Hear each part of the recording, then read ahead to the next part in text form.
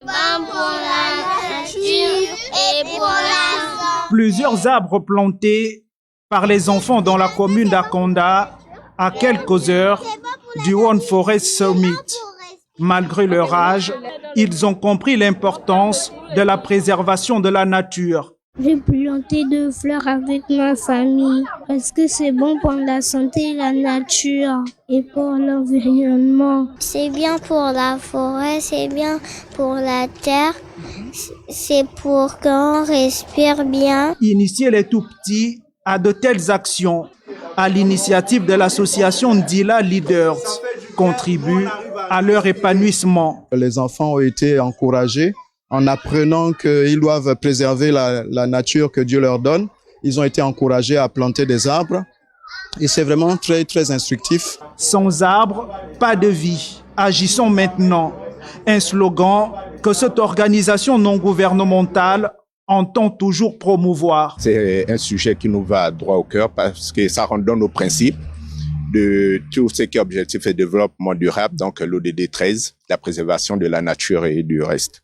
Donc c'est dans ce sens que nous voulons accompagner ce grand événement-là en créant cette action sociale. Nous tenons à ce que les enfants, donc les plus jeunes, puissent participer à cet événement-là. Voilà pourquoi nous avons insisté pour que ça se passe dans les établissements. 1000 arbres plantés en 3 jours. C'est l'objectif in fine de cette campagne de l'association Ndila Leaders.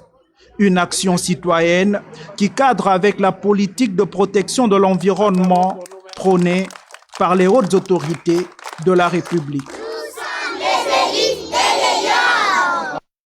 C'est très bien. Et au cabinet de travail du ministre de l'Économie et de la Relance ce matin, une délégation de la Banque islamique de développement en sciences de travail avec Nicole, Janine, Lydie Roboti et Pouzumbu et quelques membres du gouvernement. Janice Sondongema, Gérard Magnagna, compte rendu.